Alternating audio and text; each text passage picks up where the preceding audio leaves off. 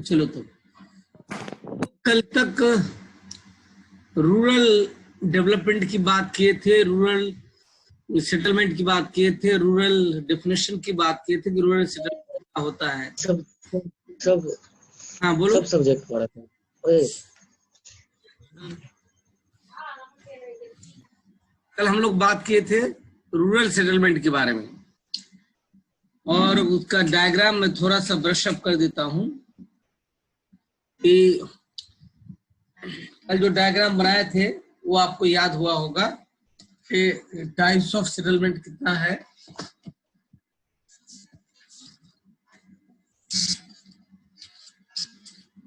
और रूरल और urban settlement, rural settlement के बारे में कल क्लियर वे में बहुत देर तक हम लोग 1.5 घंटा तक डिस्कस किए और लिखा भी दिए उसका। और आज मैं आपको वीडियो डाल दूंगा, आप लोग उससे भी लिख सकते हैं टोटल। आज मैं बात करने जा रहा हूं, we are going to study about the urban settlement.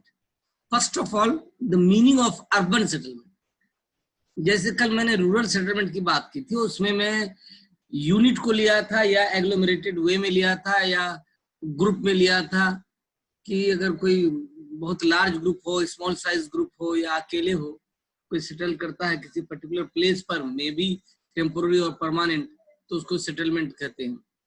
Rural settlement primary sector पर डिपेंड होता है मैक्सिमम, ये कल हम लोगों ने देखा था। और प्राइमरी सेक्टर क्या होता है, फार्मिंग बेस्ड एक्टिविटीज जो होता है वो प्राइमरी सेक्टर कहलाता है। जैसे फार्मिंग है, फिशिंग है, माइनिंग है, डेयरी फार्मिंग है, इस तरह से जो भी फार्मिंग वर्ड जहां यूज होता है, कल्चर जहां वर्ड यूज होता है, उसको हम लोग प्राइमरी सेक्टर या डायरेक्ट जो प्रोडक्शन होकर आपके घर आता है। आज हम लोग पढ़ने जा रहे हैं अर्बन सेटलमेंट क्या है, व्हाट इज अर्बन सेटलमेंट। इसको देखिए, आपकी स्क्रीन पर नजर आ रहा होगा, you can see on the screen of your laptop or mobile even. Urban settlements are defined on the basis of functions. Main point थी अर्बन और रूरल में डिफरेंस क्या है। वहां प्राइमरी सेक्टर की बात किए थे, we had already talked about the primary sector. What is primary sector, what types of primary sectors are, or particularly in our country maximum people depend on primary sector still today. If you want to see the demography, the functions of the people, you will find most of the people are depending on the primary sector. They are living in the villages. Livelihood of those people obviously is primary sector. मतलब चाहे वो खेती करता हो, seasonal work है उसके पास, maximum उसमें agriculture आता है। अभी जो हम लोग अर्बन सेटलमेंट की बात करने जा रहे हैं, दीपानिता आई है। Hello Dipanita. Yes sir. Good morning. Yes sir, I am here. हाँ मैं बेटा, ऑडिबल है? Yes sir. कल मैं आपसे बहुत फोन लगाया लेकिन आप, चलो कर कोई बात नहीं, हमें लगा छोटी बहन आपका शायद उसमें था। तो आज बेटा अर्बन सेटलमेंट मैं उसको भेज दूंगा, आज पूरा डिटेल, पूरा ह्यूमन सेटलमेंट का ही भेज दूंगा, उसको नोट कर लीजिएगा। आज इसको हम डिफाइन कर देते हैं। Urban settlements are defined on the basis of functions. Functions means activities. In other words, you can say this is economic activities, financial activities. Functions का मतलब वर्क क्या करते हैं people, livelihood, source of livelihood क्या है, ये चीज। हम कौन सा काम करते हैं जिससे हमारी आजीविका चलती है, जिससे हम अर्न करते हैं, या survival of the human beings जिस पर बेस्ड है, उसी को हम फंक्शंस या इकोनॉमिक एक्टिविटीज कहते हैं। इसीलिए इन्होंने क्या किया कि डिफिनेशन के रूप में जब अर्बन सेटलमेंट की बात किया तो वर्ड यूज कर दिया फंक्शंस। इस बात को याद रखना है बेटा। Where majority of people are engaged in secondary और टर्शियरी। कल मैंने कहा था आपको, जो बच्चे कल थे 10-12 बच्चे जो भी थे कल, उन्होंने इस बात को मैंने डिफाइन किया था कि एग्रीकल्चर या प्राइमरी सेक्टर में फार्मिंग वर्ड, फार्मिंग या कल्चर वर्ड, और मैं 4-5 एग्जांपल कल भी दिया था, अभी भी जस्ट आपसे कहा कि एग्रीकल्चर है, फिशिंग है, माइनिंग है, या डेयरी फार्मिंग है, पोल्ट्री फार्मिंग, ये सब क्या आता है, प्राइमरी सेक्टर में आता है। लेकिन सेकेंडरी सेक्टर में मैन्युफैक्चरिंग सेक्टर, और एक बात मैंने पढ़ाते हुए आपको कल कहा था, ये जो डेवलप्ड कंट्री है, अभी ये कोरोना पीरियड कोविड-19 के अंडर में आप देखिए इस देश की कैसी हालत हो गई, किसका इकोनॉमिक, किसका जीडीपी कितना है। जो इकोनॉमिक्स के बच्चे वो जीडीपी को अच्छी तरह समझते हैं, डोमेस्टिक प्रोडक्शन क्या है। तो आप देखिएगा ग्रॉस डोमेस्टिक प्रोडक्शन, तो उसमें देखिएगा कि वो देश डेवलप्ड है जहां सेकेंडरी और टर्शियरी एक्टिविटीज है। इकोनॉमिक का ये दो जो सेक्टर है, सेकेंडरी और टर्शियरी। अब सेकेंडरी सेक्टर में क्या आता है, मैन्युफैक्चरिंग आता है। कल मैं लास्ट में थोड़ा सा आपको बताया था कि आपने गेहूं पैदा किया, just you have produced wheat, we have grown wheat, लेकिन व्हीट को हम डायरेक्ट यूज घर में कर सकते हैं, खाने पीने के डिफरेंट आप उसको ले सकते हैं। लेकिन अगर हमको उसको स्लाइस बनाना है, ब्रेड बनाना है, बन बनाना है, तो उसको कहीं ना कहीं प्रोसेसिंग करके फैक्ट्री तक पहुंचना है, या फ्लोर बनने के लिए, आटा बनने के लिए, उसको उसके बाद आगे चल के फिर छोटे मोटे कॉटेज इंडस्ट्री टाइप का वहां ले जाना, तभी जाकर के वो बन सीआईए बन सकता है। तो मैन्युफैक्चरिंग सेक्टर किसी भी डेवलप्ड कंट्री का पहचान है, ये याद रखना है। जितने यूरोपियन कंट्रीज हैं, या इंडिया में देखिए, इंडिया में आप अभी देखिएगा, आप महाराष्ट्र को देखिए, गुजरात को देखिए, या इवन पंजाब को देख लीजिए। ये सब जितने भी स्टेट्स हैं हमारे, मेन शहर स्टेट्स के जो हैं, वहां देखिए आप, वहां इंडस्ट्रीज बहुत है। यही जो माइग्रेशन वर्ड में लिया था, जब माइग्रेशन चैप्टर को पढ़ा रहा था, तो लोग ज्यादातर माइग्रेट किधर गए थे। आप एक चीज का डिफरेंस पाएंगे माइग्रेशन के टाइम में, आप अगर थोड़ा सा भी इंडिया के मैप का आपको नॉलेज होगा, तो लोग वहां गए जहाँ इंडस्ट्रीज है, फैक्ट्रीज है। कम लोग वहां गए जहाँ एग्रीकल्चर या फार्मिंग है। एग्रीकल्चर फार्मिंग का मतलब है वो seasonal work, through out the year work नहीं मिलता उसको। लेकिन जहां factory industry through out the year production होता है, तो वहां अर्निंग 12 महीने का, पूरे साल का अर्निंग है। इसीलिए लोग वहां ज्यादा जाते हैं, वहां ज्यादा काम मिलता है। माइग्रेशन भी लोगों का इंटर स्टेट होता है, ज्यादातर उस शहर में जाते हैं, चाहे वो गुजरात हो, राजस्थान हो, या आपको यूपी का जो इंडस्ट्रियल पार्ट्स हैं उसको देख लीजिए आप, उसके बाद महाराष्ट्र को देख लीजिए, बम्बई को देख लीजिए, कर्नाटक को देख लीजिए, इस सब एरियाज में ज्यादा। यही पटना देखिए, बिहार का कोई इंडस्ट्री नहीं, कुछ नहीं। कभी आपने सुने होंगे कि वहां बहुत मजदूर है। अब कलकत्ता में थोड़ा बहुत इंडस्ट्रीज फैक्ट्रीज है, बहुत नहीं है, लेकिन थोड़ा वो, जबकि सबसे ओल्ड सिटी है। लेकिन वहां आप देखिएगा कि उतना इंडस्ट्रियलाइजेशन नहीं हुआ है जितना होना चाहिए था, जबकि हुगली नदी वही है जो मेन सोर्स है, सी रूट भी है और पावर का जनरेशन भी है, सब कुछ है। लेकिन उतना नहीं है, फैक्ट्री इंडस्ट्री है, लेकिन उतना डेवलप नहीं किया जितना महाराष्ट्र में किया, जितना गुजरात के सूरत में किया, या और अहमदाबाद में किया। अब देखिए लोग वहां हर प्लेस से, इंडिया के हर पार्ट से लोग वहां जाते हैं। For what? माइग्रेट क्यों किए? For livelihood. लाइवलीहुड किस इकोनॉमिक सेक्टर की तरफ? वो सेकेंडरी मैन्युफैक्चरिंग सेक्टर, जहां इंडस्ट्रीज है, जहां फैक्ट्रीज है, जहां रॉ मटेरियल आता है, वहां से मटेरियल बन के तैयार होता है। जब तैयार होता है, जहां ट्रांसपोर्टेशन होता है, या जहां जॉब, ये पढ़े लिखे लोग जॉब करते हैं, जैसे बैंक है, LIC है, तो जहां लोग होंगे वहीं जॉब क्रिएट भी होता है। एक बात हमें याद रखना है, देखिए हर जगह बैंक नहीं खुलता है, छोटा सा ATM उस प्लेस पर खुलता है जहां उसका एक्सरसाइज होता है। जब एक्सरसाइज ही नहीं होगा तो ATM क्यों खुलेगा? दिन भर में अगर 5 आदमी ATM में जाके ये नहीं करे तो पैसा क्यों डालेगा? उसको पैसा रोल कहाँ से होगा, एक्टिविटीज कहाँ से होगी? तो मेरे कहने का अर्थ है, कोई भी चीज, कोई भी एक्टिविटीज, सेकेंडरी के बाद टर्सरी एक्टिविटीज भी वही होता है, जॉब वही होता है, या स्कूल कॉलेजेस वही खुलते हैं जहां पब्लिक होते हैं। पब्लिक कहाँ होंगे? जहां जॉब क्रिएटेड होंगे। जॉब क्रिएटेड का मतलब सेकेंडरी और प्राइमरी। प्राइमरी में इसलिए कम होता है क्योंकि वहाँ सीजनल होता है, वहाँ मनी कम होता है, वहाँ वर्क कम नहीं है, वहाँ बिजनेस नहीं है।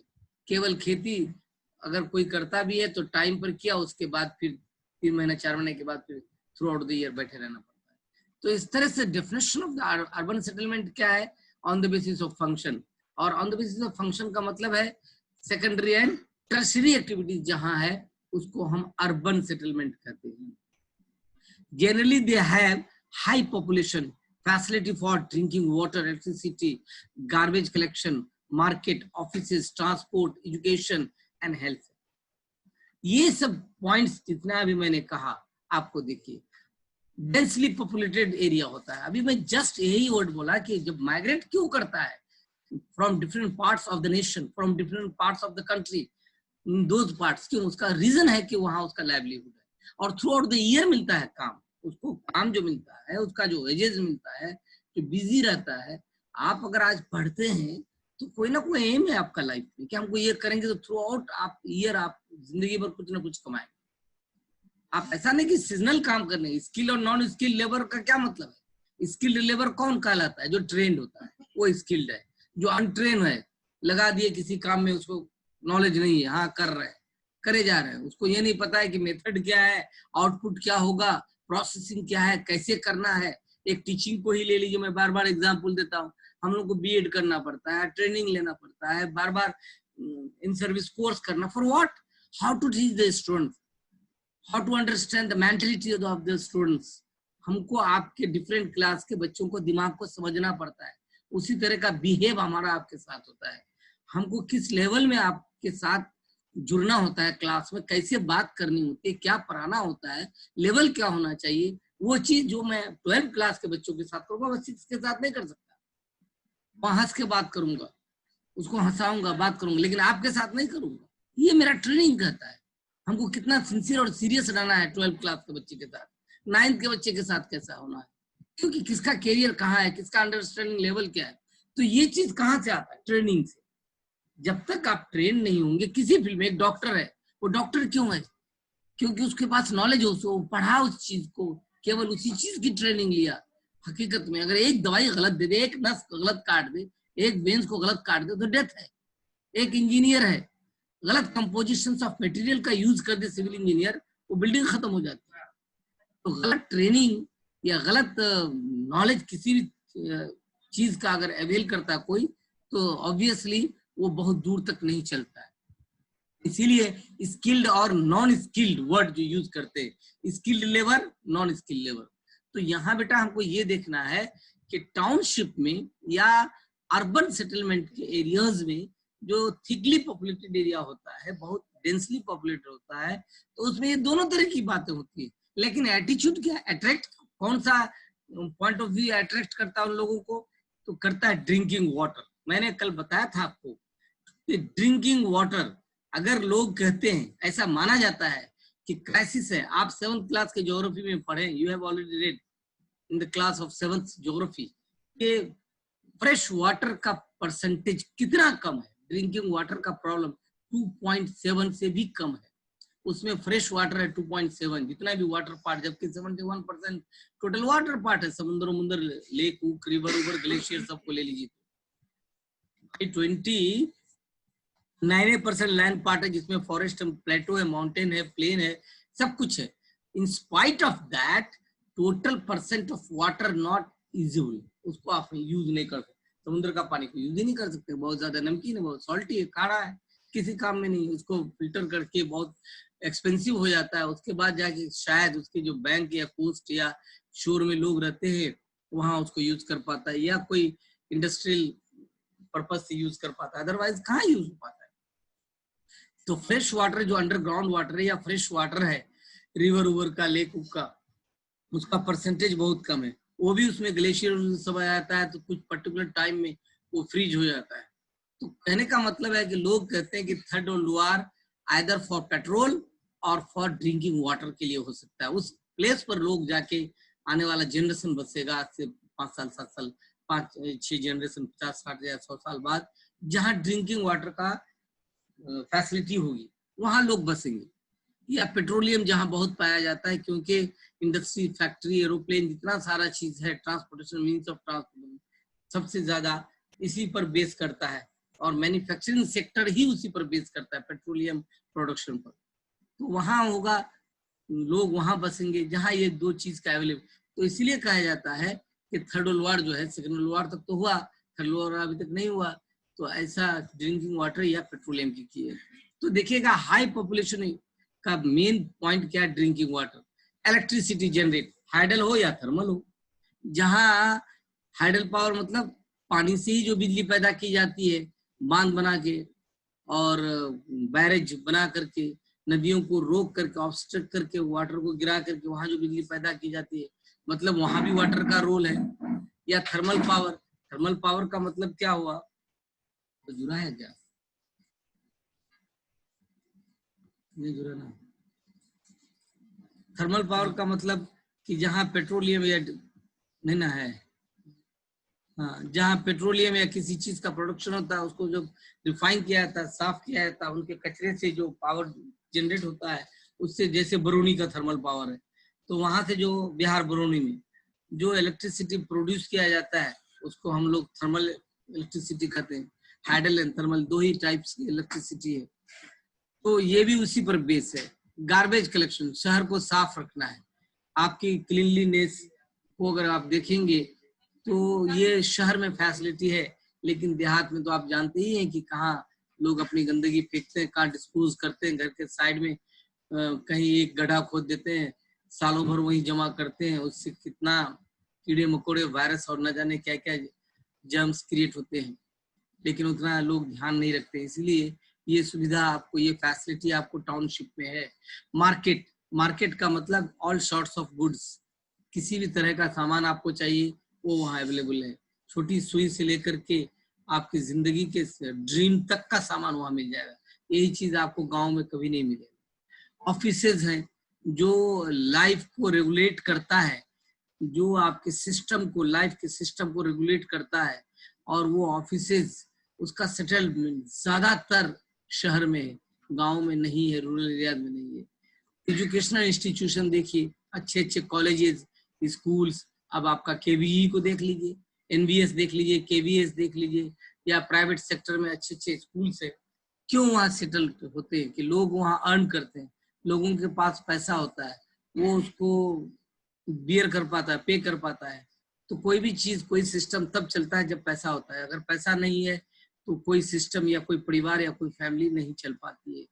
तो इसलिए एजुकेशनल इंस्टीट्यूशंस मैक्सिमम अच्छे अच्छे क्वालिफाइड एजुकेशनल इंस्टीट्यूशंस मैक्सिमम बड़े बड़े शहर में होते हैं, लोग होते हैं वहाँ, स्किल्ड लोग होते हैं, हर टाइप्स के लोग होते हैं वहाँ, मनी रोल करता है, through out the year work मिलता है। इसीलिए अच्छे अच्छे, चाहे वो टेक्निकल ही चीज क्यों, आईआईटी का देख लीजिए, मेडिकल्स का देख लीजिए, एम्स का, आईएमएस का देख लीजिए, या बिजनेस मैनेजमेंट का देख लीजिए, कोई भी इंस्टीट्यूशन, किसी भी तरह का कोई ट्रेनिंग सेंटर्स को देख लीजिए, वो शहरों में है, ये रूरल एरियाज में नहीं है, अर्बन एरियाज में।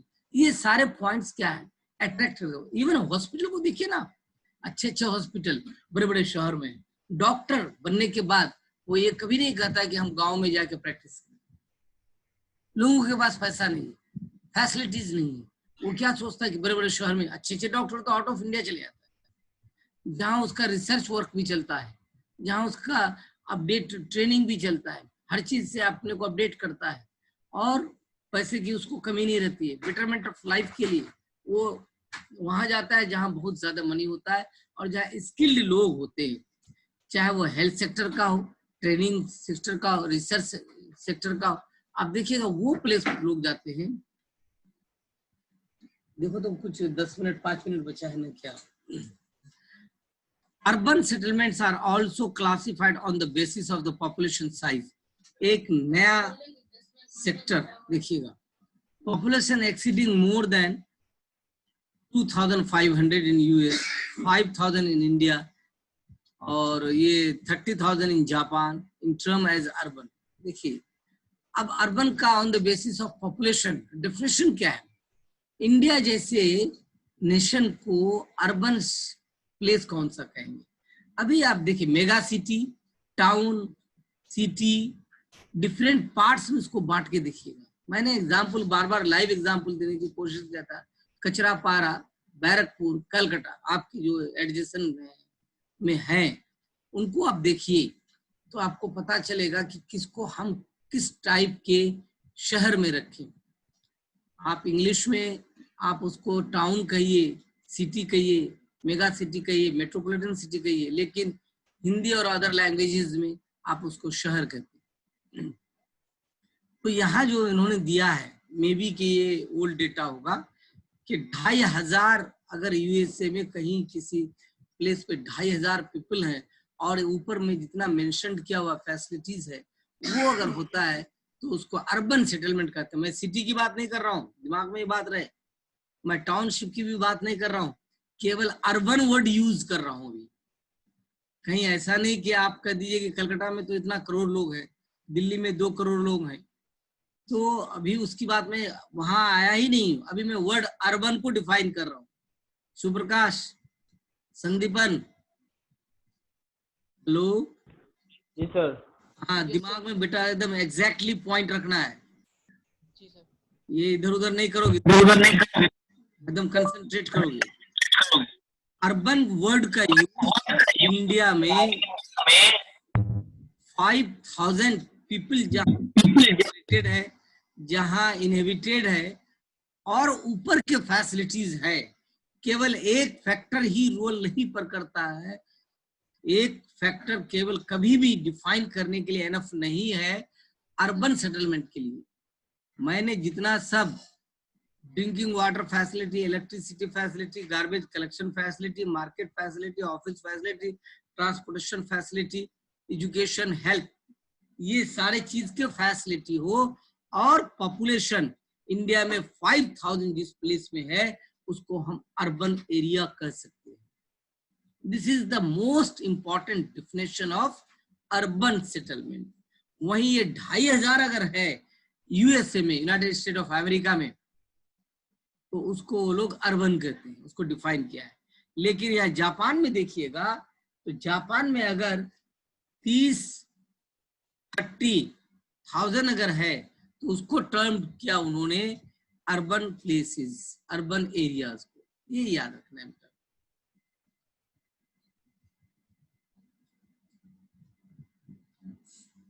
क्या हुआ जी?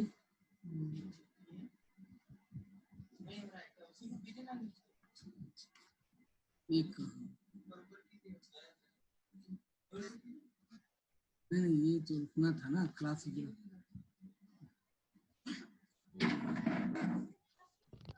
सर वो 16th स्लाइड। हाँ 16 स्लाइड देखो तो, ये 16 ये है अर्बन। सर वो डेफिनेशन। हाँ हाँ, मीनिंग तो हो गया इसको। हाँ डेफिनेशन का, हाँ। Urban settlement are larger than the rural area. देखो किसके आधार पर, किसके बेस पर कहता है कि लार्जर है। मैं एरिया के बेस पर कल बात किया था। थोड़ा सा थिंकिंग को डेवलप करो बेटा।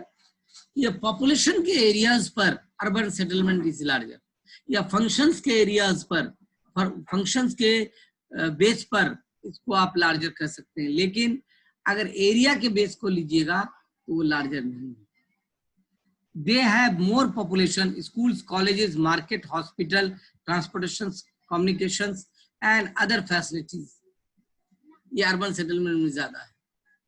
अब एक चीज है कि एरियाज के टर्म में भी इसको हम कभी कभी इसलिए बड़ा कर सकते हैं, लार्जर कर सकते हैं, कि ये सारे जो फैसिलिटीज हैं, ये सारे जो एक्टिविटीज होता है, तो उसको सेटल करने के लिए उसको कुछ ना कुछ एरियाज की जरूरत पड़ती है। According to census of 2001, that area will be called urban areas where population is more than 5000। देखिए, density of population is more than 400 person per square kilometer. देखो कितना माइन्यूट चीज दिया है। अभी डेंसिटी पॉपुलेशन इंडिया का कितना है, कोई बता सकते हो Sandipan? Average density of population of India 382 persons per square kilometer। Correct 382 per square kilometer density. Per square kilometer unit में एक स्क्वायर किलोमीटर पर कितने लोग रहते हैं उसी को डेंसिटी ऑफ पॉपुलेशन कहते हैं। तो अर्बन का डेफिनेशन अलग और एवरेज अलग, रूरल का डेफिनेशन नहीं है। आज के डेट में वर्ल्ड का अलग देखिएगा, वर्ल्ड का जब निकालिएगा आप, आएंगे उस पर भी हम लोग, हमको लगता है 109 या कुछ ऐसी है एग्जैक्टली, हमें अभी वो फिगर याद नहीं आ रहा, ऐसी है 109 या 149, 9 वर्ड है उसमें, ये 9 फिगर है वर्ल्ड का एवरेज पॉपुलेशन डेंसिटी में, और इंडिया का 382 है एवरेज। लेकिन टाउन का जो है, टाउनशिप में आप अर्बन एरियाज में देखिएगा उसका डेफिनेशन बिल्कुल डिफरेंट है कि 400 स्क्वायर किलोमीटर, अगर 400 पर्सन पर स्क्वायर किलोमीटर अगर पॉपुलेशन है तभी वो अर्बन कहलाएगा। इसका मतलब उससे नीचे वाला सीधे रूरल डेफिनेशन में डाल देगा पर square kilometre. And 75% male population engaged in non agricultural activities. Second term, second point कि non agriculture more than 75% people वो किस एक्टिविटीज में है, सेकेंडरी और टर्शियरी, मे भी क्वाटरनरी और क्वाइनरी। उसकी बात अभी क्वाटरनरी की बात में कर ही नहीं रहा हूँ, एक चैप्टर ही है क्वाटरनरी और क्वाइनरी का जो हम लोग आगे करेंगे। इसके बाद 5वां चैप्टर में प्राइमरी सेक्टर है आपका। गैरिसन टाउन्स, जहाँ मिलिट्री लोग रहते हैं, डिफेंस के लोग रहते हैं। Military camps are included in urban area. अब आप देख लीजिए, आपका कांपा या चारापोल, कल मैंने एक बात किया था अर्बन, रर्बन एंड रूरल। आज गैरिसन जो एरियाज है जहां आर्मी लोग रहते हैं, डिफेंस के लोग रहते हैं, लार्ज स्केल में आर्म्स एंड एम्यूनिशन रखा जाता है। हम लोग है ही, आपका केंद्र विद्यालय है ही डिफेंस एरिया में, आर्मी भी है। थोड़ा सा दूर पड़ जाइए तो आपको एयरफोर्स के भी एक सेंटर है, यहाँ यूनिट है। तो इस तरह से ये एरिया भी आपके अर्बन सेटलमेंट, अर्बन एरियाज में काउंट हो जाएगा ड्यू टू ये जो फैसिलिटी है गैरिसन टाउन और मिलिट्री कैंप। ये दो इस चीज को डिफरेंट कर देता है रूरल एरिया से। Areas having municipal corporation of municipality are also called the urban area. देखिए पंचायत, कल मैंने ये वर्ड यूज किया था, पंचायत शब्द को यूज किया था, और म्युनिसिपैलिटी एरियाज को यूज किया था। म्युनिसिपैलिटी वर्ड जहां आएगा बेटा वो अर्बन एरियाज का है, और जहां पंचायत वर्ड्स आएगा वो विलेज। या नागदा पंचायत है, नागदा रोड के, आप आर्मी में जब स्कूल आते हैं, मिलिट्री स्टेशन से जब आप इंटर करते हैं तो उस साइड में आप देखिए वो विलेजेस है, रूरल एरियाज है। इस साइड में आपका स्कूल है अर्बन एरियाज, क्योंकि यहाँ गैरिसन या मिलिट्री कैंप है। लेकिन उधर क्या है, वो म्युनिसिपैलिटी एरिया में पंचायत है। अगर म्युनिसिपैलिटी एरियाज में आ जाता है, गवर्नमेंट का फैसिलिटी, टाउनशिप की फैसिलिटी उनको अवेलेबल है, ड्रेनेज सिस्टम बनता है, इलेक्ट्रिसिटी है, एजुकेशन फैसिलिटी है, आप टैक्स देते हैं घर का, जो घर आपका बना हुआ है उसका टैक्स पे करते हैं, तो आप सीधे आ जाते हैं म्युनिसिपैलिटी एरिया में। अगर ये सारी फैसिलिटीज आपको गवर्नमेंट प्रोवाइड नहीं करता है, आप टैक्स पेयर नहीं है, तो आप हैं अर्बन एरिया, रूरल एरियाज में आपका नाम जरूर किसी पंचायत में होगा, उसको आप देखेंगे। An urban area having population less than 1 lakh, an urban area having population more than 1 lakh, इसको हम लोग अभी नेक्स्ट पॉइंट देखिए,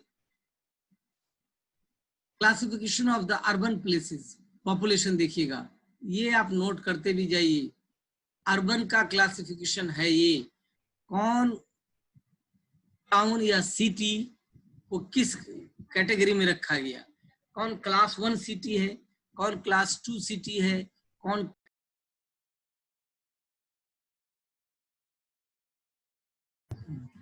क्लासिफिकेशन ऑफ अर्बन प्लेसेस को देखिए।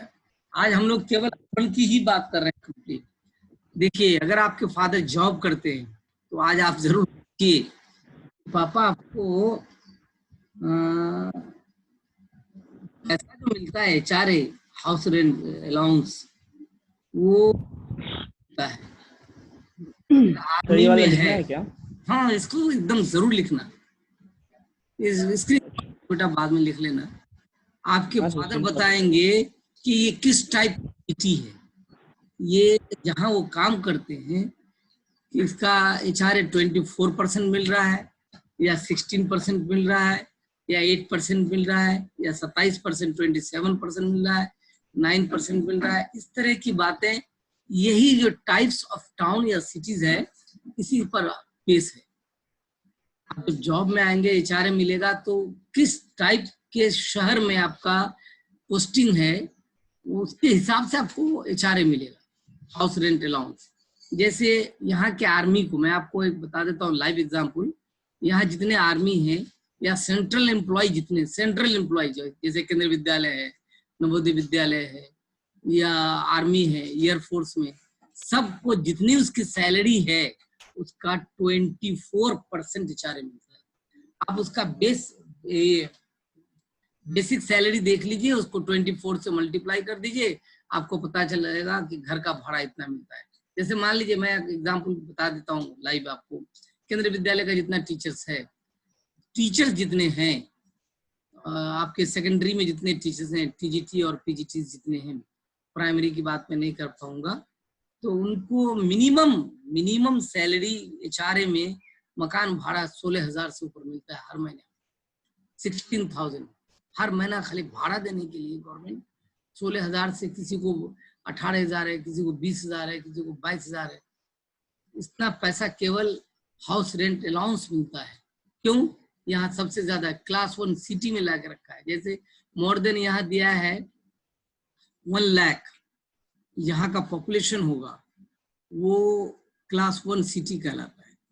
यहाँ लिखा मोर देन 1 लाख क्लास 1। अच्छा, यहाँ फिर लिखा 1 लाख से लेके 50 लाख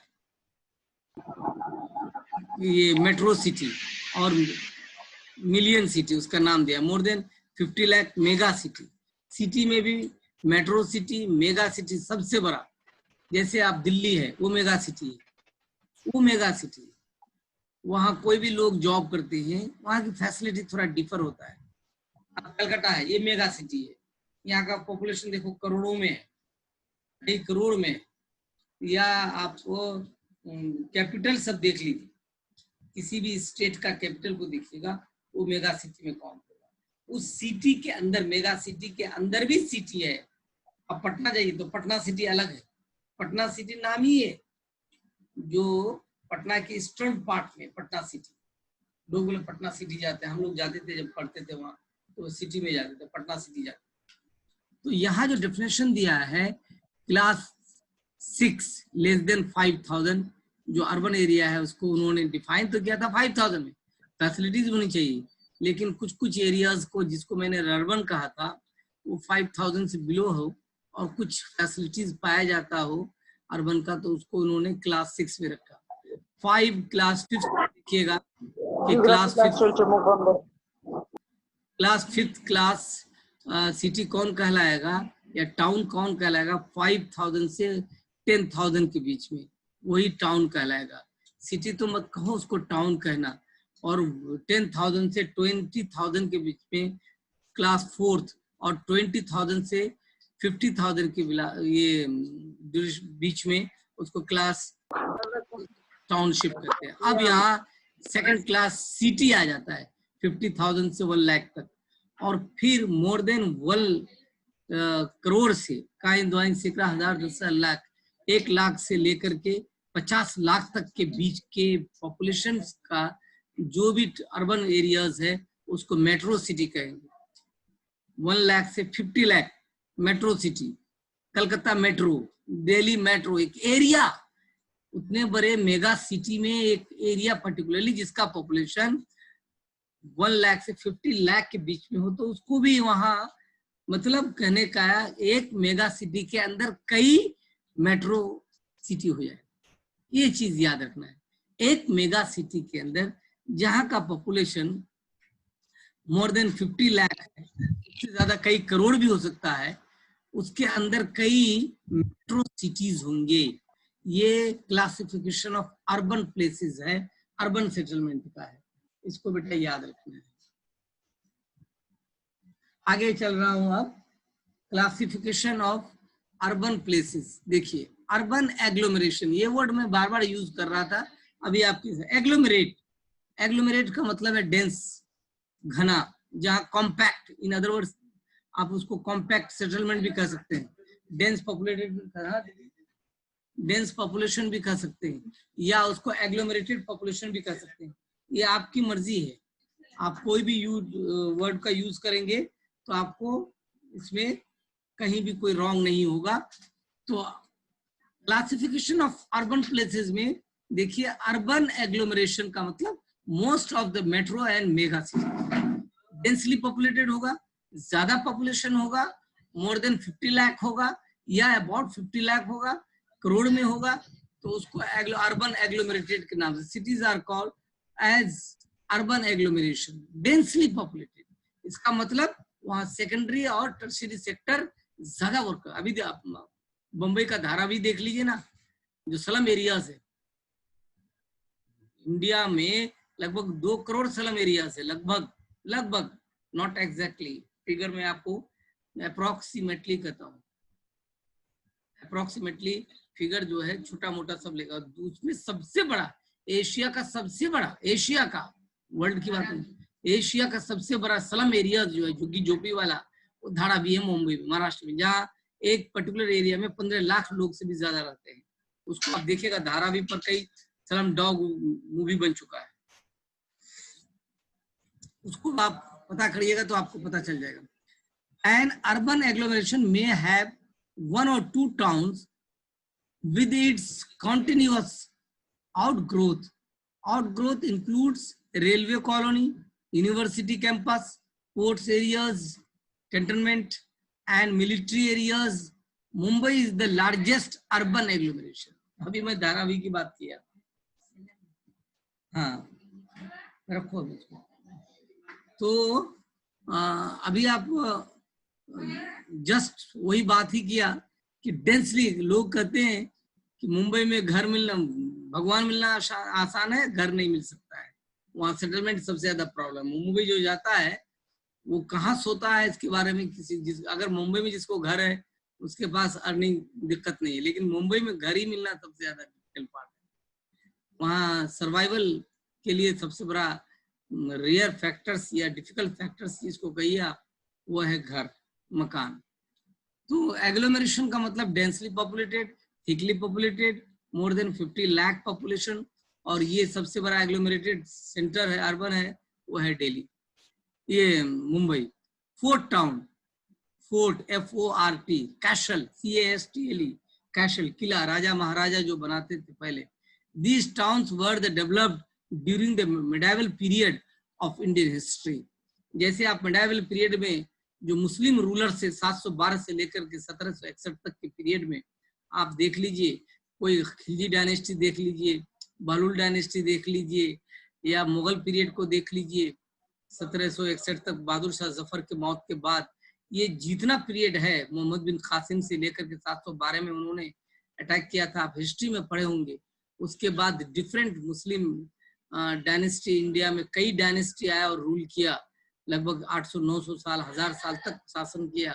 तो उस वक्त किला बहुत बनाया, फोर्ट बहुत बना, दुर्ग, कैशल जिसको कहते हैं, राजा महाराजा जिसके अंदर अपने फैमिली लेकर के रहते थे, उसी को कैशल कहा जाता है। जैसे लाल किला जिसका एक एग्जाम्पल, रेड फोर्ट, वो क्या था, दिल्ली में जितने राजा रहते थे उसी के अंडर में रहते थे अपने फैमिली लेकर के। तो फोर्ट टाउन ये मेडावल पीरियड में ज्यादा बना। They were the capital of the kingdom. देखो तो क्या हुआ, देखो बुलाओ भैया को, जल्दी बुलाओ ना।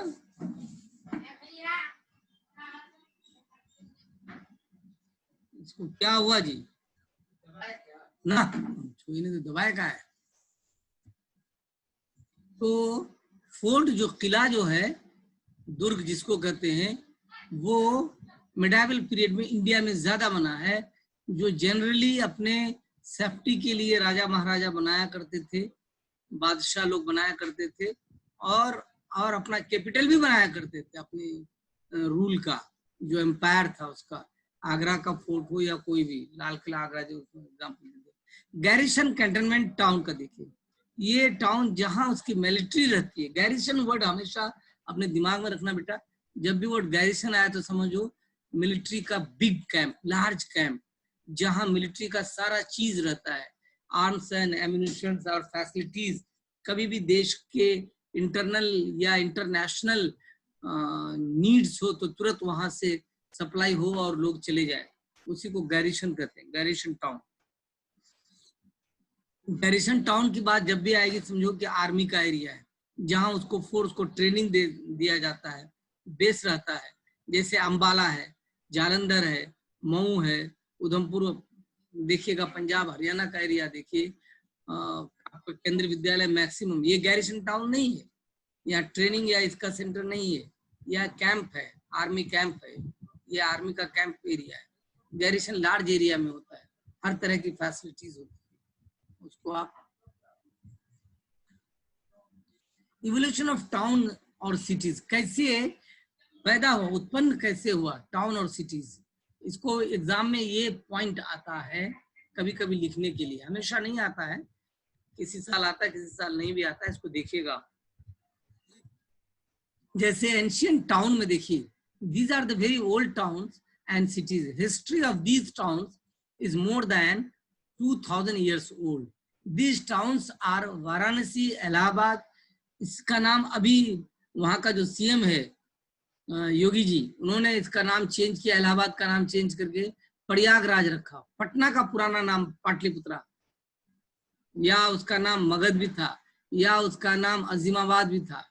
कई नाम से पटना का हिस्ट्री जब पढ़ेंगे आप, बिंदुसार का हिस्ट्री पढ़ेंगे तो आप देखिएगा, राणा सांगा की हिस्ट्री पढ़ेंगे या मगध काल का हिस्ट्री पढ़ेंगे तो आपको पता चलेगा कि पटना डिफरेंट फेजेस से गुजरा है और उसका नेम भी डिफरेंट टाइप्स का था उस टाइम में।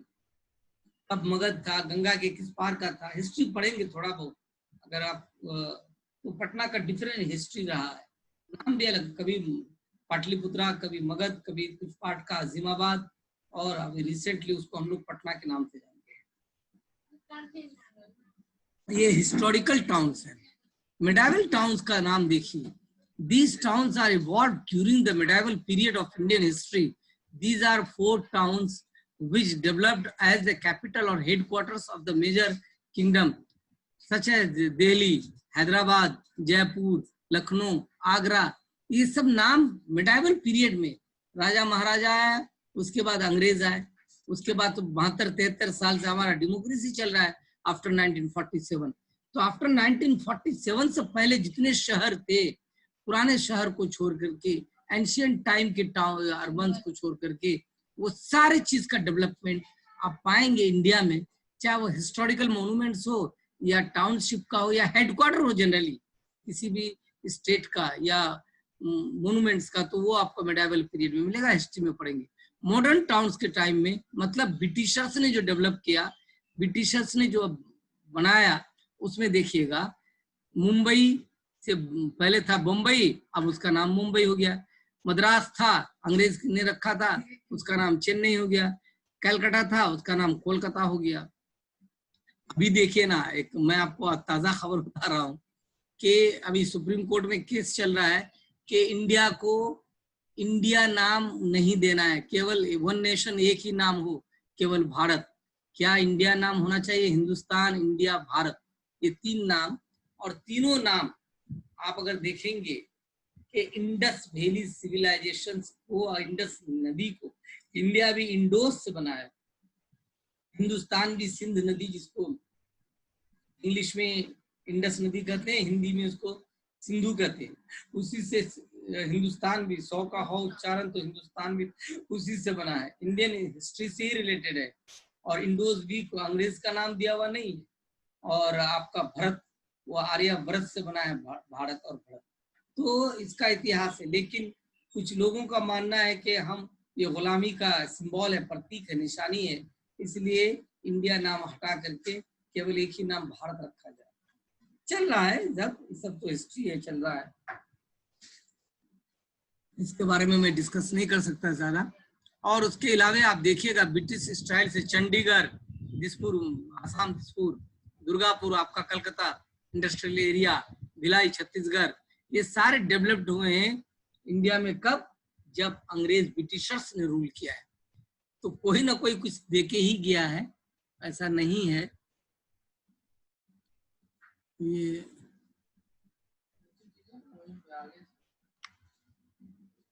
urbanization in India.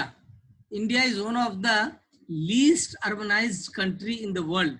Only 28% people live in the urban areas. देखो नई बात आ गई, यही मैं कह रहा था कि रूरल और अर्बन की बात अगर आप करिए, 5000 से बिलो की बात करिए, तो आज के डेट में ये 2001 का सेंसस, 2011 में भी सेंसस हुआ है, डेटा हुआ नहीं दिया हुआ है, 28% लोग ही शहर में रहते हैं।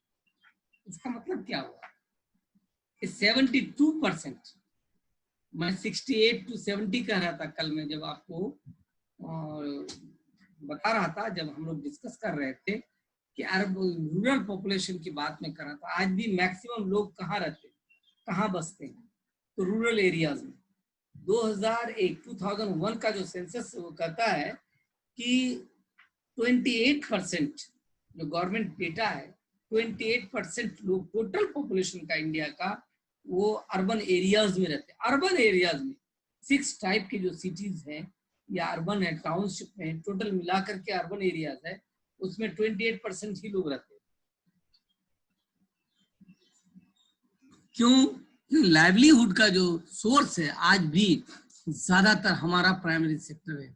इसीलिए एक बात बार बार पढ़ाते हुए ज्योग्राफी खास करके 12 में इस बात को बोलता हूं मैं, India is an agro based country. ये डेवलपिंग कंट्री है। डेवलप्ड कंट्री ये तभी होगा जब इंडस्ट्रियल मैन्युफैक्चरिंग सेक्टर डेवलप करे, इंडस्ट्रीज, ट्रांसपोर्टेशन, सर्विस, जॉब, इसमें लोग आएंगे तब हो सकता है। नहीं तो जितनी सारी बात टीवी के स्क्रीन पर सुन लीजिए आप, अगर आप रियल ज्योग्राफी का स्टूडेंट हैं तो आपको लगेगा कि ये रिडिकुलस है, इस तरह की बातें ये क्यों करता है? क्योंकि गवर्नमेंट का ही बुक है NCERT, उसमें क्या बोल रहा है और टीवी के स्क्रीन पर जो एंकर्स लोग हैं वो क्या बात कर रहा है, जो जर्नलिस्ट हैं वो किस तरह की बातें करते हैं, चाहे उनको नॉलेज नहीं है, अदरवाइज आपका बुक झूठा है। कि जब एग्रो बेस्ड कंट्री है, नेशन है, तो हम डेवलप्ड कैसे बन जाएंगे? चाइना नहीं बन पाया, ये चीज हमें जानना होगा। मैन्युफैक्चरिंग सेक्टर को अगर डेवलप करेंगे, इंडस्ट्रीज को डेवलप करेंगे, फैक्ट्रीज को डेवलप करेंगे, एजुकेशनल हब बनाएंगे, रिसर्च होगा, जॉब सेक्टर ओरिएंटेड होगा, चाहे वो इंटरनेशनल लेवल पर हो या कुछ। अभी एक इंडस्ट्री भी हमारे यहाँ से सेटल नहीं हो पाता है। अब देखिए जितना PSU है आपका, देखिए BHL है, भेल है, सेल है, गेल है, एरोप्लेन का जितना भी चाहे इंडिगो है, एयरपोर्ट जितना है, सब PSU में आता है। ये सारी चीज PSU में आते हैं। आपका मोबाइल सेक्टर्स हैं जो BSNL है, ये सब PSU में आता है। ये डेवलप किस लिए किया था? लोगों की फैसिलिटी के साथ साथ एम्प्लॉयमेंट जनरेट होता था, लोगों को नौकरियां मिलती थी, गवर्नमेंट उसको चलाता था, रन करता था, और वो फैसिलिटी जो थी वो सारे सेक्टर्स वो फायदे में चल रहा था, कभी गवर्नमेंट को एक्स्ट्रा पे नहीं करना पड़ता था। आज उसी को देखिए, आज वही सब बिक रहा है धीरे धीरे, प्राइवेट सेक्टर में डाल रहे हैं। गवर्नमेंट एक साथ कई हजार करोड़ में उसको सेल कर रहे हैं, फिर अपने पास रहे हैं। इवन एजुकेशन सेक्टर की भी बात कर रहा था कि प्राइवेट सेक्टर में एजुकेशन ज्यादा बेटर होता है। हेल्थ की बात कर रहा था कि हेल्थ का जो सेक्टर है, लेकिन गरीब आदमी उसको पे नहीं कर पाएगा। खैर वो सब तो दूसरी बात है, उसको आप देखिएगा कि 2001 में मैक्सिमम 28% ही अर्बन पॉपुलेशन था। 6 टाइप्स के जो अर्बन, बाकी 72% लोग कहाँ रहते थे? बंद हो जाएगा। But urban population is growing very fast in India. It is mainly because of the rural to develop urban migration. In the last 100 years, urban population has increased more than 11 times. 100 साल में, अभी मैंने कल पढ़ाते हुए आपको बताया था कि आपका डे ड्रीम है, शायद डे ड्रीम इसलिए कह रहा हूँ कि हर बच्चे का ये सपना फुलफिल नहीं होता है कि उसका एक घर एटलीस्ट डिस्ट्रिक्ट हेडक्वार्टर में हो, कि आपका जहाँ घर है, आपका डिस्ट्रिक्ट है, उसमें अगर रहेंगे तो हम कुछ करके, कोई ना कोई जॉब करके, कोई ना कोई प्रोफेशन करके हम सरवाइव कर सकते हैं, पर डे 500 रुपया कमा सकते हैं। यही चीज आप गांव में रहकर नहीं कर सकते। इसलिए कोशिश ये करता है, आज के जो बच्चे पढ़े लिखे हैं, जो अवेयर हैं, वो सोचता है कि टाउनशिप में मेरा एक घर हो, जहाँ मैं रह सकता हूँ, आराम से सो सकता हूँ, और हमको पैसा नहीं बियर करना पड़े भाड़े के रूप में, टेनेंट के रूप में। ये चीज सब कुछ सोचता है इस बात को। तो इसीलिए बहुत तेजी से ये डेवलपमेंट हो रहा है। Metro cities and mega cities are growing very rapidly. 60% of urban population live in class 1 cities. अभी मैंने कहा कि ये तो ड्रीम है आपका कि आपका कम से कम टाउनशिप में घर हो, लेकिन उससे भी ज्यादा क्या सोचता है कि कैपिटल हेडक्वार्टर, मतलब कैपिटल में घर हो, स्टेट कैपिटल में हो या स्टेट हेडक्वार्टर में मेरा घर हो, जहां मोर फैसिलिटीज है, एजुकेशन का, अर्निंग का, हेल्थ का, ट्रांसपोर्टेशन का, हर तरह की फैसिलिटीज। आज अगर मैं आज अगर राजस्थान में होता या जयपुर में होता या पटना में होता, तो हम अपने बच्चों की पढ़ाई के लिए जो एक्स्ट्रा एक्सपेंस करते वो नहीं करना पड़ता, मुझे हमको सोचना नहीं पड़ता, वहाँ हर चीज अवेलेबल था। लेकिन आज हम इस रिमोट एरियाज में तो हमको सोचना पड़ता है। तो इस तरह से आपके फादर भी सोचते होंगे, या आप कल सोचते होंगे कि हम अगर कलकत्ता में रहते प्रॉपर, मेरे फादर वहां रहते, तो हम वहाँ स्कूलिंग भी करते, कॉलेज भी करते, और अगर मेडिकल में हो जाता तो वहीं पढ़ते, तो उनको एक्स्ट्रा पेन लेना नहीं पड़ता। इसलिए लोग क्या सोचते हैं कि मेट्रोपॉलिटन, बहुत लोग तो अब ये सोचते हैं कि उसका घर जो डेवलप्ड कंट्री है वर्ल्ड का, उसमें मेरा अपना एक घर हो। बहुत लोग एनआरआईज जो हैं, नॉन रेजिडेंशियल ऑफ इंडिया का, जो एनआरआईज वहीं जाके बसना, सिटीजनशिप ले लेते हैं। अभी आप देखिए ना, सेलिब्रिटीज जितने, अक्षय कुमार को देखिए, कहाँ का सिटीजनशिप ले लिया, कनाडा का, वहां घर बना लिया। इंडिया आते हैं वो वीजा पर अपना काम करते हैं, फिल्म का शूटिंग करते हैं या मॉडलिंग करते हैं, फिर चले जाते हैं। 2 साल 3 साल के लिए वीजा उनको बना हुआ है, लेकिन सर्वाइव वो कहाँ कर रहे हैं, वहां जाके कर रहे हैं। क्यों कर रहे हैं? कि वहाँ मोर फैसिलिटीज अवेलेबल है, लाइफ स्टाइल बेटर है in respect of this nation. इसीलिए वो वहां अपना घर में, मैक्सिमम जितने सेलिब्रिटीज हैं, जितने अच्छे अच्छे लोग पैसे वाले हैं, वो आप देखिए दुबई में बहुत लोग घर बना लिए। दुबई में क्यों? फैसिलिटीज ज्यादा है। तो ऐसा एक ड्रीम भी होता है और तेजी से ये चीज बढ़ भी रहा है। लास्ट ईयर का 2019 में शायद 5 लाख इंडियन सेलिब्रिटीज दूसरे जगह का सिटीजनशिप ले चुका है। ये हर साल होता है। There are 35 metropolitan cities as per census 2000। देखिए मेट्रो सिटीज जिसका पॉपुलेशन, आपको मेट्रो और मेगा सिटीज की बात किए थे, 50 लाख के अंदर हो, वो 35 है। मुझे लगता है कि ज्यादा हुआ और भी। Out of them 6 are mega cities such as Mumbai, Kolkata, Delhi, Chennai, Bangalore and Hyderabad. ये मेगा सिटीज है जहां का पॉपुलेशन, 6 मेगा सिटीज हैं जहां का पॉपुलेशन करोड़ में है, कई करोड़ में है, लाख में तो है ही नहीं। लाख में अगर होता तो मेट्रो सिटीज होता, मेगा सिटीज 6 ही इंडिया में है, इसको याद रखेंगे। India cities are not having proper infrastructure to accommodate large population. All the cities are facing the problem like slum populations, congestions, etc. अभी जस्ट वही बात मैंने कहा, स्लम एरियाज में अब लोग क्या करते हैं, ऑक्युपाई कर रहे हैं। कलकत्ता में कुछ एरियाज आप देखिएगा उसका रजिस्टर्ड नहीं है। अभी देखिए आप दिल्ली की बात करिए कि गवर्नमेंट, स्टेट गवर्नमेंट केजरीवाल आप पार्टी का और सेंट्रल गवर्नमेंट बीजेपी का, दोनों ने कहा कि जो लोग रेगुलराइज, जिसका घर नहीं है, गवर्नमेंट के डॉक्यूमेंट्स में नहीं है, उसको हम रेगुलराइज कर देंगे। लोग अपना घर बना लिए, फ्लैट खरीद लिए, लेकिन उसका कोई गवर्नमेंट का रिकॉर्ड नहीं है, तो वो इलीगल है। आप जब घर खरीद रहे हैं कलकत्ता में या फ्लैट खरीद रहे हैं, तो पहले सर्च कर लीजिए कि ये जमीन सरकार की है कि नहीं है। ऐसा तो नहीं कि कल तोड़ देगा तो कहेगा कि आपकी जमीनें नहीं, आप घर बना के कैसे हैं, तो कैसे रह जाइएगा भाई, आप टैक्स पेयर नहीं है उस मकान का। आप म्यूनिसिपैलिटी एरिया में, कॉर्पोरेशन में है, आपको तो एवरी ईयर टैक्स देना चाहिए गवर्नमेंट को, जो एज पर रूल, लेकिन आपका वो इलीगल है। आजकल बड़े बड़े शहर में क्या होता है, क्राइसिस है, तो फ्लैट पर फ्लैट बनते जा रहा है, एक पर 4, 5, 6, 7 बना के उसको सेल कर रहा है। लेकिन कितना तक वैलिड है, कितना फ्लैट बनना चाहिए, तो गवर्नमेंट के रजिस्टर्ड जमीन है कि नहीं है, उसको जो ले रहे हैं तो उसका रजिस्ट्री होगा कि नहीं होगा, ये सब बात लोग समझ ही नहीं पा रहा है। 50 लाख, 60 लाख, 70 लाख, 80 लाख में जाके घर खरीद लेते हैं।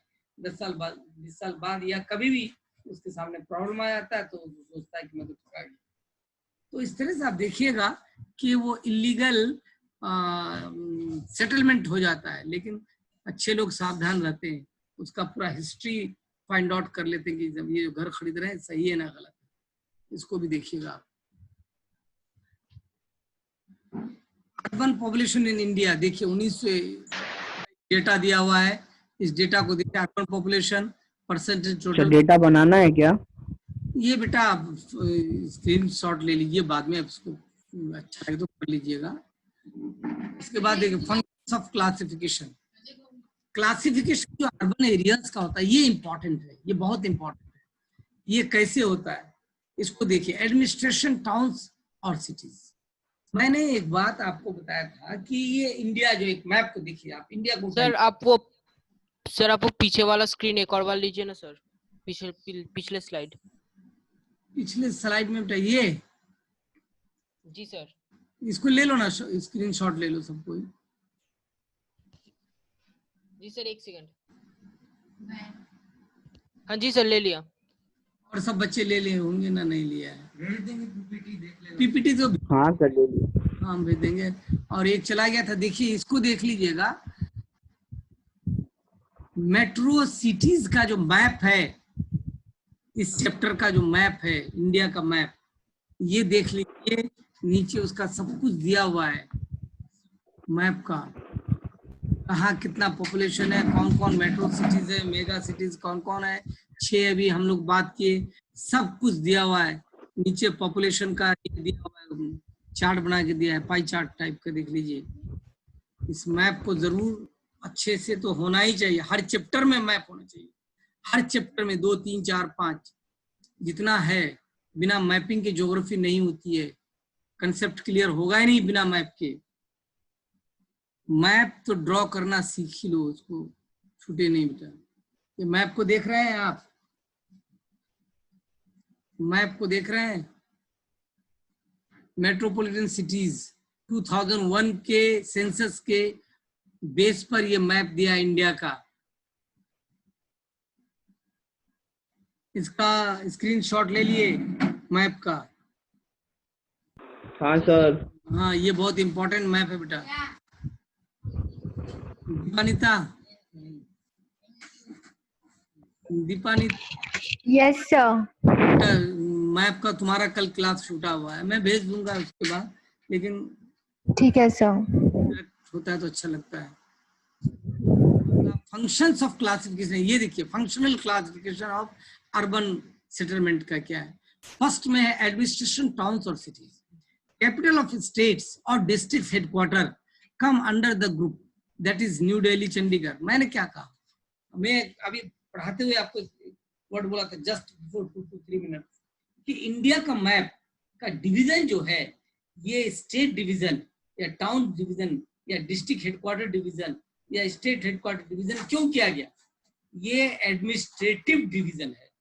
एक स्टेट को चलाने के लिए जो एडमिनिस्ट्रेशन की, प्रशासन की जरूरत होती है, इसलिए उसको डिवाइड किया गया। स्टेट क्यों बनता है, अलग अलग स्टेट क्यों बनता है? अभी आप देखिए उत्तर प्रदेश से कट के क्या बन गया, उत्तराखंड बन गया। आप मध्य प्रदेश से देखिए कट के क्या बना, आप झारखंड देखिए कट के क्या बना। इस तरह से अलग अलग स्टेट क्यों बनता है? एडमिनिस्ट्रेशन पॉइंट ऑफ व्यू से स्टेट का division on the basis of administration, कि ताकि छोटा छोटा करेंगे तो ज्यादा प्रॉपर वे में हम उसको एडमिनिस्ट्रेशन का जितना फंक्शन है उसको कर सकते हैं। वहाँ करप्शन कम होगा, वहाँ स्मूथली हर फैसिलिटीज को, हर प्लानिंग को एग्जीक्यूट कर पाएंगे, इसलिए डिस्ट्रीब्यूशन होता है। डिस्ट्रिक्ट को देखिए, अभी हमारा जो ही डिस्ट्रिक्ट है किशनगंज, ये पहले कटिहार था 1972 से पहले, फिर 90s में 1990 के आसपास उसको काट करके पूर्णिया कटिहार कर दिया। हम लोग पटना में पढ़ रहे थे, अचानक पता चला कि पूर्णिया डिस्ट्रिक्ट बढ़ गया। हम लोग का पूर्णिया डिस्ट्रिक्ट था जब मैं पटना यूनिवर्सिटी पढ़ने आया, उसको कट करके फिर क्या कर दिया, पूर्णिया अररिया किशनगंज डिस्ट्रिक्ट बना दिया। कल सब डिवीजन था वो, अब उसको डिस्ट्रिक्ट बना दिया। डिस्ट्रिक्ट के अंदर सब डिवीजन होता है, सब डिवीजन के अंदर ब्लॉक होता है, ब्लॉक के अंदर आप देखिएगा कि पंचायत होता है, पंचायत के अंदर देखिएगा कि विलेजेस होते हैं। तो इस तरह से यूनिट बटा हुआ है फॉर व्हाट, या वार्ड बटा हुआ है। अभी आप 6th 7th के बच्चों की किताब को उठा के देखिए, ये वार्ड क्यों बटे हुए हैं? ताकि प्रॉपर डेवलपमेंट हो। ड्रेनेज सिस्टम ठीक हो, स्कूल ठीक हो, मेडिकल का फैसिलिटी सब तक पहुंचे, या गवर्नमेंट जो पॉलिसी लाते हैं, जो प्लानिंग करते हैं, जो प्रोजेक्ट करते हैं, वो ईच एंड एवरी पर्सन के पास तक सही ढंग से पहुंच जाए, इसलिए तो करते हैं। मनरेगा का मजदूर का काम, स्किल लोगों का काम, अनस्किल लोग, ये जो डिवीजन होता है इस यूनिट से एक फैमिली से लेकर के इतना बड़ा नेशन कंट्री का, ये उसका उद्देश्य एक ही पर्पस है कि हर लोगों तक जो गवर्नमेंट के रिसोर्सेज हैं, जिसको वो प्लानिंग के तहत जो वो हम लोग गवर्नमेंट 5 साल का जो प्लान बनाता है, पंचशील योजना जिसको कहते हैं, 5 ईयर प्लान, जिसको नीति आयोग भी बोलते हैं आज के डेट में। पहले प्लानिंग कमीशन था, इस गवर्नमेंट ने उसका नाम चेंज करके नीति आयोग कर दिया। एवरी 5 इयर्स का प्लान बनता है किस सेक्टर में। एक चैप्टर पढ़ेंगे आप, 12 में ही एक चैप्टर है कि किस लेवल पर, किस कास्ट के लेवल पर, किस मेल फीमेल के लेवल पर कहाँ डेवलपमेंट करना है, वो 5 ईयर प्लान में नीति आयोग के तहत वो हम लोग वो चैप्टर आएंगे बेटा, उसको करेंगे आगे, वहां डिस्कस करेंगे उस पर। तो एडमिनिस्ट्रेशन टाउन क्यों बना था? ताकि स्मूथली रन कर सके। या कैपिटल टाउन क्यों बना? आज कलकत्ता आपका कैपिटल बंगाल का, सारे मेन ऑफिसेज वही हैं, सारे मिनिस्टर्स वही हैं, बड़े बड़े जो ऑफिसर्स हैं जो डील करते हैं, मान लीजिए कि डिफेंस का, ये पुलिस का, एडमिनिस्ट्रेशन का, उसका सबसे बड़ा ऑफिसर पूरे स्टेट का वही है, आईजी उजी जितना भी होगा।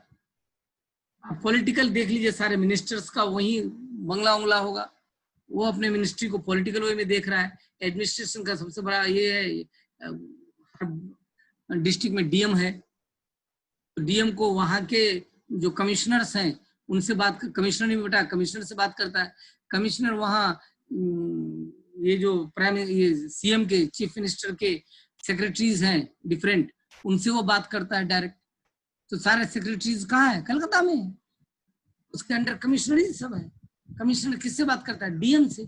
डीएम किससे बात करता है? हर ब्लॉक के बीडीओ से, डेवलपमेंट अफसर से। डेवलपमेंट अफसर किससे बात करता है? हर पंचायत के ग्राम सेवक से। ये चीज एडमिनिस्ट्रेशन का अलग, पॉलिटिकल का अलग पार्ट बटा हुआ है, दोनों एक दूसरे से रिलेटेड है, और तब जाके लोगों का डेवलपमेंट की बात करता है। Industrial town, some towns are specialized in any kinds of manufacturing. There are many kinds of the industries in those areas, in those towns, that is the Jamshedpur.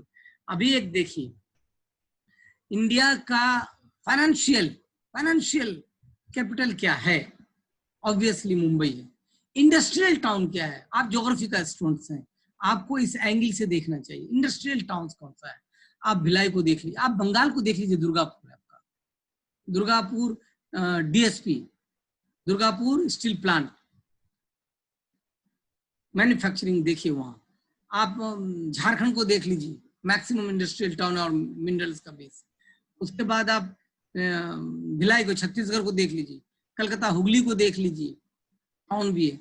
तो इस तरह से टाउन में एडमिनिस्ट्रेशन, टाउन तो headquarter होगा, लेकिन कुछ towns ऐसे हैं जो इंडस्ट्री बेस्ड है। आप गुजरात का देख लीजिए, सूरत को देख लीजिए, अहमदाबाद को देख लीजिए, राजस्थान के कुछ इसको देख लीजिए आप, वो इंडस्ट्रियल एरियाज है। मैंने आप पढ़ाते हुए माइग्रेशन में यही चीज कहा था, लोग माइग्रेट करके किस प्लेस पर गए जहां लाइवलीहुड है। आपके नॉलेज के हिसाब से, आपका किस फील्ड में आप स्किल्ड हैं, उसके हिसाब से आप काम करते हैं।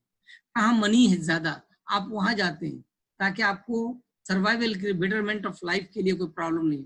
Mining towns, some towns are known for the extractions of minerals such as Dhanbad Jharkhand में, रायगंज, ये रानीगंज बंगाल देखिए, डिगबोई आसाम, झरिया झारखंड, सिंगरौली देख लीजिए आप।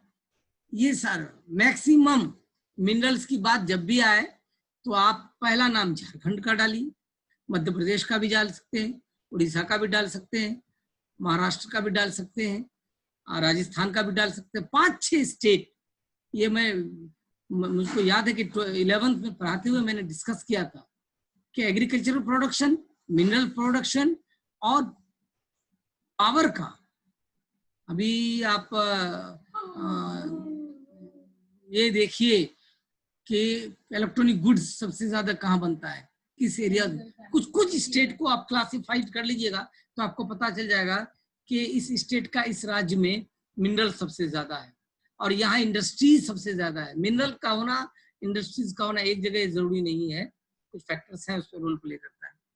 ट्रांसपोर्ट सिटीज, सम टाउन्स और cities act as a center of the many transport routes, that is the Mughal Sarai.